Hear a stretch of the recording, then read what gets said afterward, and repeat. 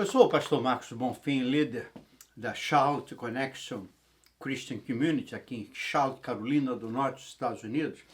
Eu quero dar o meu testemunho pessoal das 3 religiões que eu passei, mas antes de mais nada eu quero deixar bem claro, não estou criticando qual é a religião que você pertence, qual é a seita que você pertence, porque isso é um problema individual, um problema seu, como por onde que eu passei, é problema meu e a responsabilidade minha. Então eu quero deixar isso bem claro. Mas eu também quero compartilhar as minhas experiências nessas 3 religiões, vamos colocar dessa maneira. Primeiro, eu cresci numa igreja católica, tá? A irmã da minha avó era altíssima na igreja católica, era madre superior. Eu me lembro que quando criança, minha avó, cansei de ir ao orfanato, a asilo, essas casas todas que fazem o bem para a comunidade, e eu ia, sempre participava, adorava de brincar com as crianças, jogava bola, enfim, eu adorava. Quando adolescente, eu me envolvi com o espiritismo, tá? Gastei muito tempo frequentando Umbanda. Fui em todas elas, fiz Centro de Oriente, Mesa, enfim, todas, só não fui Candomblé e Quindomblé. O resto eu fui tudo e frequentava muito a Umbanda. Mas algumas coisas começou a me chamar muita atenção e de uma certa forma me incomodar. Primeiro, se esses espíritos são espíritos de luz, como diziam, né? Ogum, Beramar e outros, e até mesmo a Pombagira,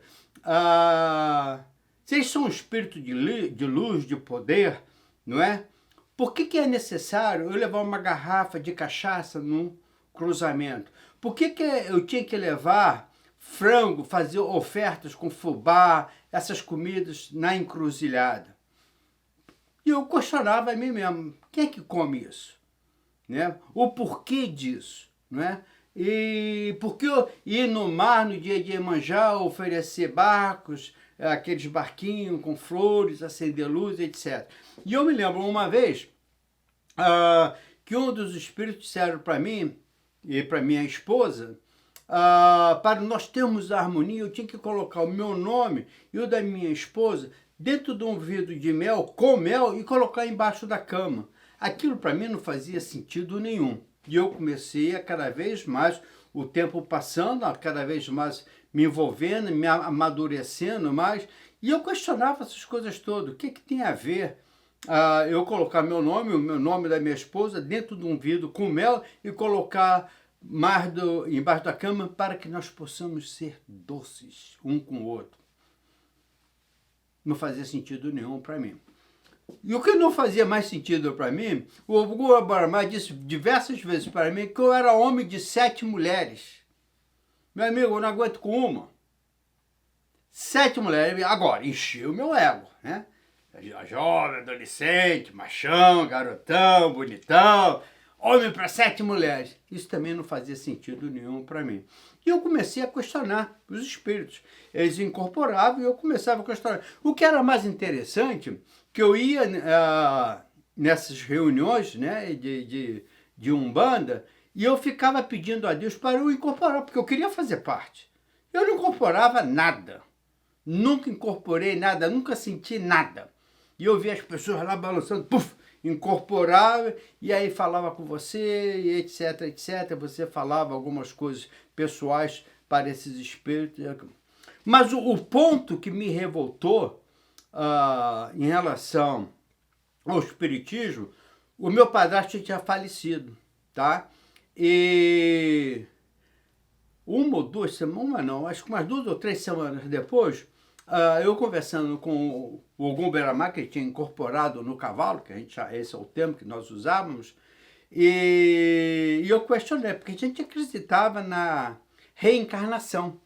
E aí, como é que está o meu pai, meu padrasto? Ele está muito bem agora. Eu falei, eu gostaria de falar com ele. Ele não pode descer agora porque ele está na fase de desenvolvimento. Assim que ele estiver pronto, nós vamos incorporar ele e vai falar contigo. Aí, para mim, foi o basta. Foi o basta. Bom, e eu me lembro, e eu quero dizer a você que todos nós temos obrigação de respeitar todas as religiões e todas as seitas. Nós temos obrigação de respeitar, porque isso é uma decisão de cada indivíduo. E nós temos que respeitar a decisão individual de cada pessoa. E se acredita ou não, isso não é problema nosso. É problema da pessoa, assim naquilo que eu acredito, não é problema de ninguém, é problema meu em relação ao meu relacionamento para com Deus. Bom, e aí eu me lembro, aqueles crentes chatos naquela época, eu tinha 18 anos, qual é a sua religião? Eu sou espírita. O senhor vai para o inferno, hein? O senhor vai para o inferno, hein? O senhor tem que ir na igreja... Lá falava pentecostal, batista, presbiteriano, lá o que foi na época, eu era bem novo. Rapaz, aquilo me dava uma raiva danada. E quando eu via aqueles crentes já chatos vir, eu já ficava na defensiva. Bom, um dia eu decidi ir numa igreja batista, onde eu morava, lá em Pilares, e falei, eu vou lá nessa igreja. E eu decidi, eu fui nessa igreja, e no mesmo dia, quem pregou, inclusive, foi o pastor Felipe Leandro, eu era um jovem, ele pregou a mensagem, eu aceitei a Cristo naquele dia. Por que eu aceitei a Cristo? Porque ele morreu na cruz para pagar o meu pecado e o seu pecado. Independente de quem você é.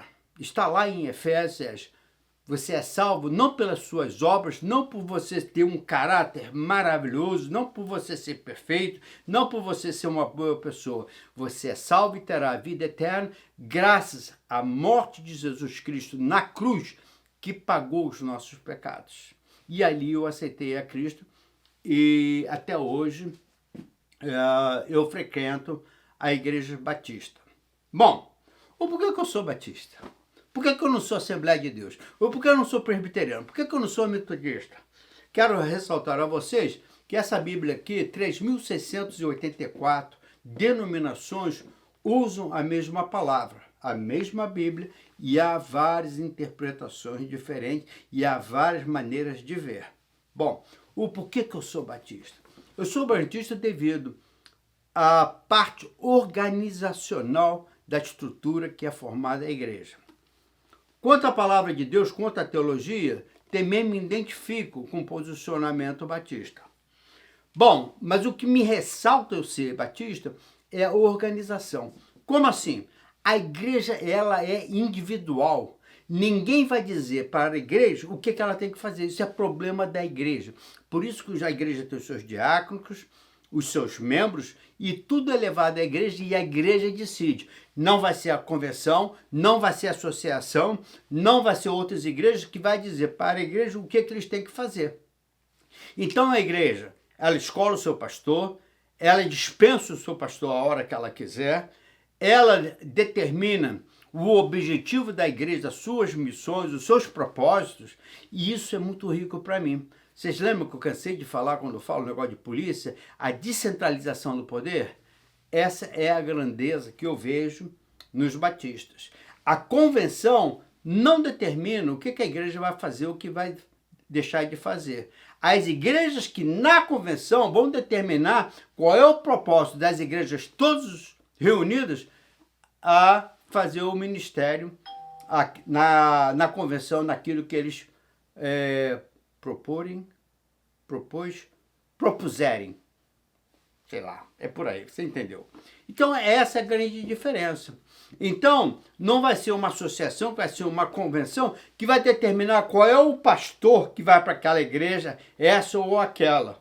Porque vira política, vira controle, superioridade. Na Igreja Batista, não. O problema é da igreja. É isso aí, gente. Espero que Deus possa abençoar você.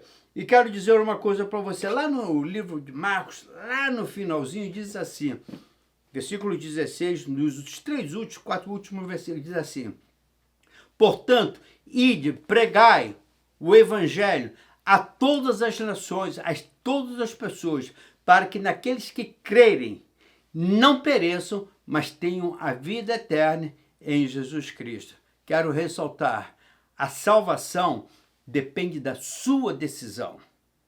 né? Eu vejo às vezes as pessoas, vamos orar para Deus salvar o fulano, o Beltrano. Isso não existe.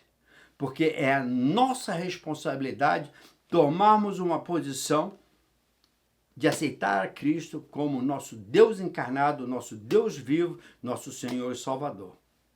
Que Deus possa abençoar você. E se você quer a mudança começa em cada um de nós. Tchau, tchau.